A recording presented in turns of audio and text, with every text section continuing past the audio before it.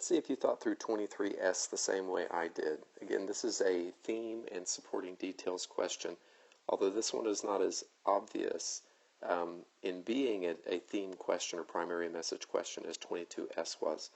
23S reads, in which line does the author use figurative language to explain why people participate in the simulation? So this idea of explaining why people participate is where we have to read between the lines and understand that we're really being asked about the primary message of the passage. Figurative language here is much like alliteration was for 22T. Figurative language is something we have to understand in order to check our answer so that we can be 100% sure.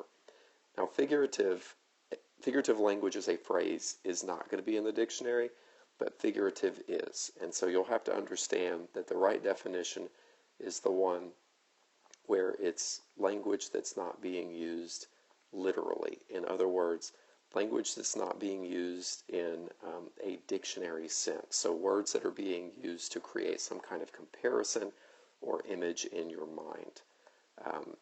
So, in order to understand why people participate or what the central message of the passage is, we're going to go back up and review my annotations, my associations, and then come back and see which answer choice best matches the primary message that we come to from that. So this passage has been annotated in advance. We have associations on the right, and we have some main ideas on the left. Now, our associations and main ideas aren't always going to lead us right to a primary message, because a lot of times our associations will be focused on just this one short answer response. So we have to think beyond what we have sometimes, make sure that we fully understand the passage. So this passage, the subject is hopeful, he's positive, this gentleman named Gupta, he's kind and he's altruistic. Altruistic is a word meaning he's not selfish, he's not doing this for money, he's doing this to help others. And Gupta has this airplane that's been retired from service, and he has it sitting in a yard, and he's selfless in letting people use the plane to experience what flight would be like, people who otherwise can't afford it. He and his wife both mentioned that their goal is to inspire people, to give them hope, and to give them optimism as they begin to move from a life of poverty to a life where they have a little bit of money and have some dreams.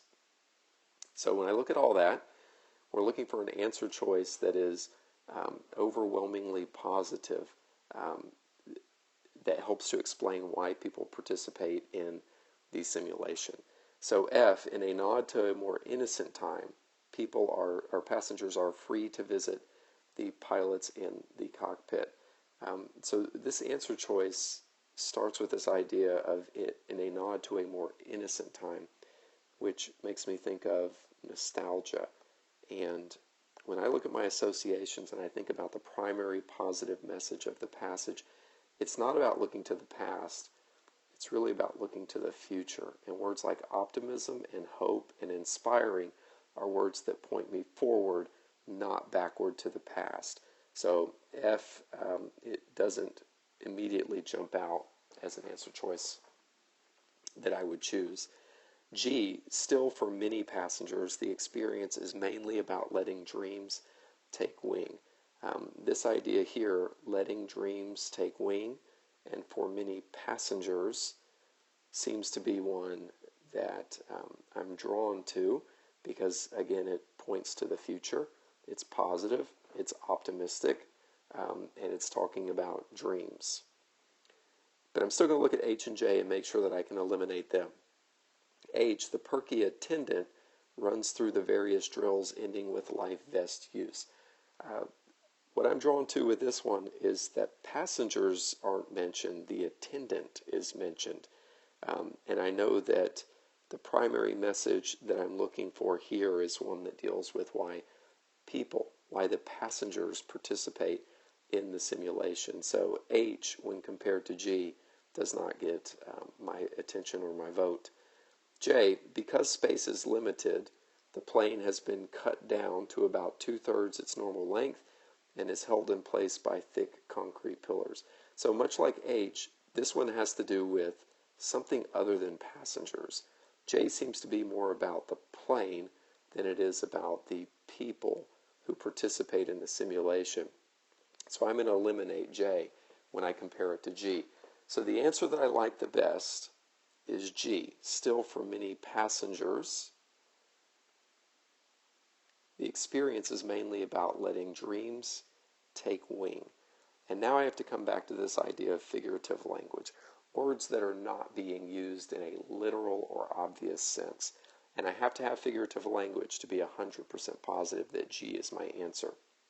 Still, for many passengers, the experience is mainly about letting dreams take wing. Now, if I think about that closely, letting dreams take wing, I know that dreams can't actually develop wings, and that idea is making me think of flight. And this is a passage that is about an airplane, so the idea of dreams taking wing or taking flight is non-literal language, figurative language that helps me to understand the positive future and optimistic and hopeful primary message of this passage.